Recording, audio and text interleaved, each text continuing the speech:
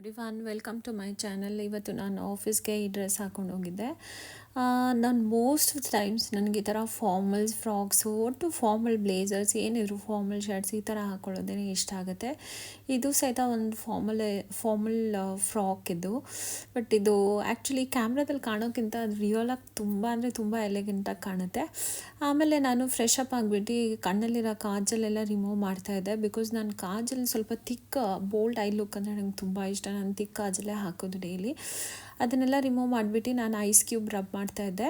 Actually ನೀವು daily ಫೇಸ್ಗೆ ಬೇರೆ ಏನು ಮಾಡದೇ ಇದ್ರೂ ನಾನು ಎಲ್ಲರಿಗೂ ಹೇಳ್ತೀನಿ, must and should ice cube rub ಮಾಡಿ. ಅದರಿಂದ ನಿಮ್ಮ ಫೇಸ್ಗೆ ತುಂಬ ಗ್ಲೋ ಬರುತ್ತೆ ಮತ್ತು ಸ್ಕಿನ್ನೂ ತುಂಬ ಟೈಟ್ ಇರುತ್ತೆ.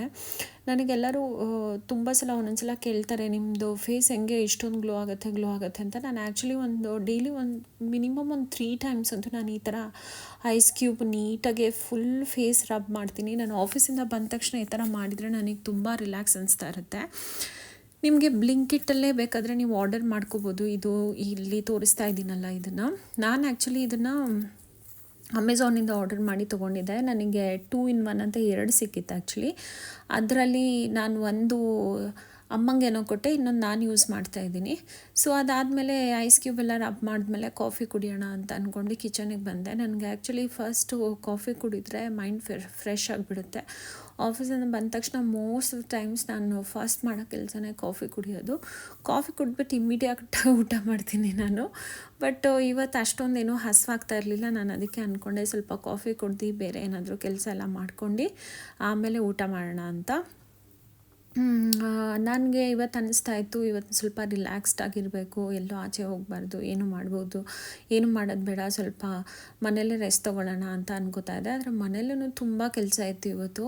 ಆ್ಯಕ್ಚುಲಿ ಎಲ್ಲ ಇದು ಲಾಂಡ್ರಿಗೆಲ್ಲ ಕಳಿಸಿದ್ದು ಬಟ್ಟೆಗಳೆಲ್ಲ ಬಂದಿತ್ತು ಐರನ್ ಆಗಿ. ಅದನ್ನೆಲ್ಲ ಕಬೋರ್ಡ್ಗೆಲ್ಲ ಇಟ್ಕೊಬೇಕಾಗಿತ್ತು. ಮತ್ತು ಡಿನ್ನರ್ಗೆ ಸ್ವಲ್ಪ ಕಬಾಬೆಲ್ಲ ಮಾಡಬೇಕಾಗಿತ್ತು.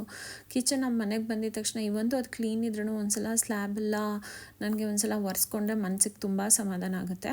ಆ್ಯಕ್ಚುಲಿ ಈ ಥರ ತುಂಬ ಲೇಡೀಸ್ ಈ ಥರ ಒಬ್ಸೆಸಿವ್ ಇರ್ತಾರೆ ಅನ್ಸುತ್ತೆ. ಅವ್ರಿಗೆ ಏನಂತ ಹೇಳಿದರೆ ಕಿಚನ್ ನೋಡಿದ ತಕ್ಷಣ ಮತ್ತೆ ಕ್ಲೀನ್ ಮಾಡೋಣ ಅನ್ಸೋದು. ಅದು ನನಗೆ ತುಂಬ ಇದೆ ಆ ಥರ. ಎಷ್ಟೊತ್ತಿಗೂ ಒರೆಸ್ತಾನೆ ಇರ್ತೀನಿ. ಕಾಫಿ ನಾನು ಮಾಡುವಾಗ ಆ್ಯಕ್ಚುಲಿ ಮನೇಲಿ ನಾನು ಬ್ರೂ ಇನ್ಸ್ಟಂಟಿಂದ ಮಾಡ್ತೀನಿ. ಅದು ಮಾಡುವಾಗ ನಾನು ಮೋಸ್ಟ್ ಆಫ್ ಟೈಮ್ಸು ನಾನು ಏನು ಮಾಡ್ತೀನಿ, ಶುಗರ್ಲೆಸ್ ಕುಡಿತೀನಿ. ಡೈಲಿ ಒಂದು 5 ಟೈಮ್ಸ್ ಕಾಫಿ ಕುಡಿದ್ರೆ 4 ಟೈಮ್ಸ್ ಶುಗರ್ಲೆಸ್ ಕುಡಿತೀನಿ. ಲಾಸ್ಟ್ ಕಾಫಿ ಇರುತ್ತಲ್ಲ ಅದಕ್ಕೆ ಮಾತ್ರ ನಾನು ಸ್ವಲ್ಪ ಶುಗರ್ ಹಾಕ್ಕೊಂಡು ಮಿಲ್ಕ್ ಪೌಡರ್ ಹಾಕ್ಕೊಂಡ್ಬಿಟ್ಟು ಕುಡಿತೀನಿ. ಇದರಿಂದ ಜಾಸ್ತಿ ಟೇಸ್ಟ್ ಎನ್ಹಾನ್ಸ್ ಆಗುತ್ತೆ ಆ್ಯಕ್ಚುಲಿ. ಮಿಲ್ಕ್ ಜೊತೆಗೆ ನೀವು ಇನ್ನೊಂದು ಸ್ವಲ್ಪ ಮಿಲ್ಕ್ ಪೌಡರ್ ಹಾಕಿದ್ರೆ.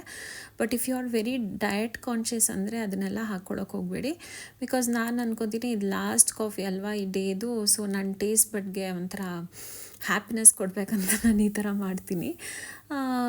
ನನಗೆ ಆ್ಯಕ್ಚುಲಿ ನಂದು ಬಾಲ್ಕನಿ ಇದೆ. ನಾನು ಆ ಬಾಲ್ಕನಿನ ನಾನೇ ತುಂಬ ಖುಷಿಯಿಂದ ಡಿಸೈನ್ ಮಾಡಿದ್ದೀನಿ. ನಾನು ಅಲ್ಲಿ ಹೋಗಿ ಕುತ್ಕೊಂಡ್ಬಿಟ್ಟು ಡೈಲಿ ಈವ್ನಿಂಗ್ ಕಾಫಿ ಕುಡಿತೀನಿ. ಅದೊಂಥರ ನನ್ನದು ಡೈಲಿ ರುಟೀನು. ನಾನು ಅದೇ ಕಾಫಿ ಮಾಡುವಾಗ ಅನ್ಕೋತಾ ಇದ್ದೆ, ನಾನು ಇನ್ನೂ ಏನಾದರೂ ಮಾಡಿಬಿಟ್ಟು ಡಿಫ್ರೆಂಟ್ ಸೋರ್ಸಿಂದ ನಾನು ಮನಿ ಅರ್ನ್ ಮಾಡಬೇಕು ಅಂತ.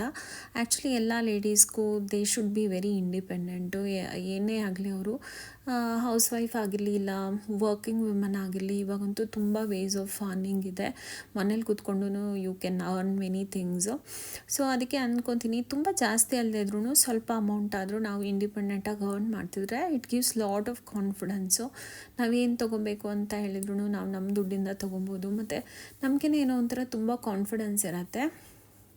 ಅದು ನಾನು ಎಲ್ಲ ಲೇಡೀಸ್ಗೂ ಇಟ್ಸ್ ಮಸ್ಟ್ ಆ್ಯಂಡ್ ಶುಡ್ ನಾವು ಆ ಥರ ಥಿಂಕ್ ಮಾಡಬೇಕು. ಎಷ್ಟೇ ಕಷ್ಟ ಆದ್ರೂ ನಾವು ಸ್ವಲ್ಪ ಡೆಡಿಕೇಟೆಡ್ ಆಗಿರಬೇಕು. ನಾನು ಇದನ್ನು ಮಾಡಬೇಕಂತ ಹೇಳಿದ್ರೆ ಮಾಡಬೇಕು, ಆ ಥರ ಅಚೀವ್ ಮಾಡಬೇಕು ನಾವು. ಆಮೇಲೆ ನಾನು ಬಾಲ್ಕನಿಗೆ ಬಂದು ನೀರು ಹಾಕೋತಾ ಇದ್ದೆ ಗಿಡಕ್ಕೆಲ್ಲ ಪ್ಲ್ಯಾಂಟ್ಸ್ಗೆ. ಇಲ್ಲೊಂದು ನನ್ನ ಕಾರ್ನರಲ್ಲಿ ಒಂದು ಬೋಗನ್ವಿಲ್ಲ ಪ್ಲ್ಯಾಂಟ್ ಇದೆ. ಅದನ್ನು ಇನ್ನೊಂದು ದಿವಸ ನೀಟಾಗೆಲ್ಲ ಪ್ಲ್ಯಾಂಟ್ಸನ್ನು ತೋರಿಸ್ತೀನಿ.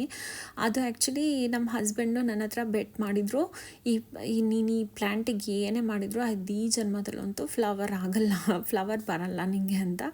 ಸೊ ಅದೇ ಅವ್ರು ಹಂಗೆ ಹೇಳ್ಬಿಟ್ಟು ಒಂದು ವಾರಕ್ಕೇ ಅದು ಫ್ಲವರ್ ಬಿಟ್ಬಿಡ್ತು. ಅದಕ್ಕೆ ನನಗೆ ತುಂಬ ಖುಷಿ.